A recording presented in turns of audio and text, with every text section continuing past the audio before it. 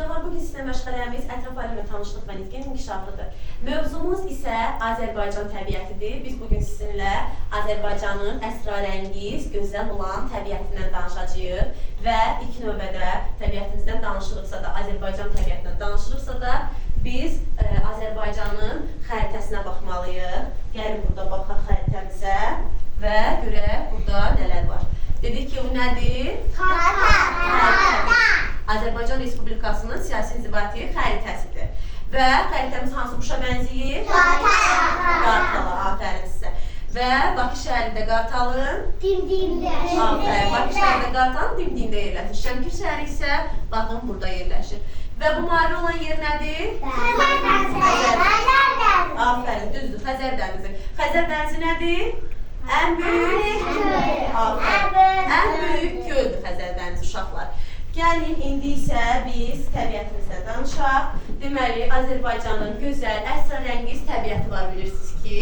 Və sonda isə ana təbiətin bizlərə məktubu var. Onu dinləyəcəyik video çarkımızda. Ana təbiət bizlər üçün görək nələr deyir, nələr söyləyir. Biz hər birini diqqətlə dinləməliyik və onun dediklərinə əməl etməliyik.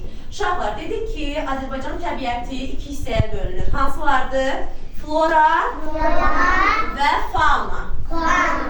Flora dedik ki, nədir? Ümumi deyək. Flora bitkilərə aiddir. Fauna isə heyvanlara aiddir.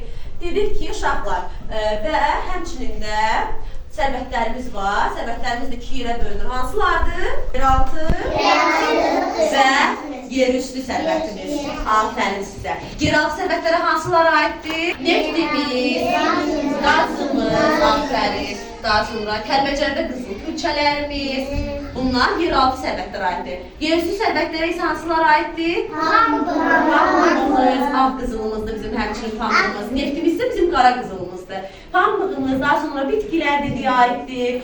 Deməli, tərəvəzlər, meyvələr, ağaclar bizim oksigen mənbəyimizdir. Uşaqlar, və bunlar dedik ki, yerin üstündə, torpağın üzərində bitənlərə dedik ki, nə deyilir? Yerüstü sərvətlərimiz. Torpağın altında bitənlərə isə, daha doğrusu torpağın altında olanlara isə yeraltı sərvətlərimiz deyilir. Uşaqlar, gəlin, vaxt itirmədən ana təbiətin bizlərə olan məktubunu dinləyək. Görək, məktubunda bizlərə nələr deyir? Diqqətdən dinləyin hər biriniz. Ana təbiətin uşaqlara məktubu. Əziz balalar, bil və agah olun ki, yer üzündə bütün canlılar mənim balalarımdır. Ona görə də mənə ana təbiət deyirlər. Siz yəqin ki, hər səhər durub güzgüyə baxırsınız və orada özünüzü görürsünüz. Mən də tez-tez güzgüyə baxıram. Bilirsiniz, orada nələr görürəm? Meşədə gəzən heyvanları, göydə qanad çalan quşları, suda üzən balıqları, yer altında yuva quran qarışqaları. Bəli, bunlar hamısı mənəm. Ana təbiət. Yer üzündəki bütün canlılar bir böyük ailədir.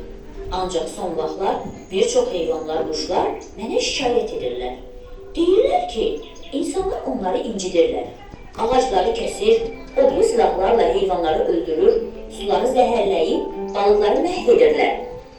Ola bilsin bu insanlar bilmirlər ki, həmin canlılar onların bacı qardaşlarıdır. Bəlkə də onlar elə düşünürlər ki, ana təbiət çox böyükdür. Bir neçə canlını öldürməklə ona heç nə olmaz. Elə deyil. Baxın, sizin barmağınıza kiçik bir tikan batanda çox ağrıdır, eləmi? Yer üzündə bir insan kiçik qarışqa yuvasını dağıdanda, mənim bədənim də elə ağrıyır. İnsanları başa salın. Deyin ki, mən onların eviyəm. Adam yaşadığı evi çirkləndirməz, bacı qardaşını incitməz. Çünki bu evdən başqası yoxdur və o həmişə sizin olacaq. Balalarıma qarşı dərin sevgi və məhəbbətlə ana təbiət. Hə, uşaqlar, artıq biz bildik ki, ana təbiət bizə nə demək istəyir. Və başa düşdünüz ki, təbiətimizi nə etməliyik? Qorumalıyıq. Təbiətimizi qorumalıyıq ki, gələcəyimiz gözəl olsun. Təbiət bizim nəyimizdir? Evimizdir təbiət bizim, evimiz.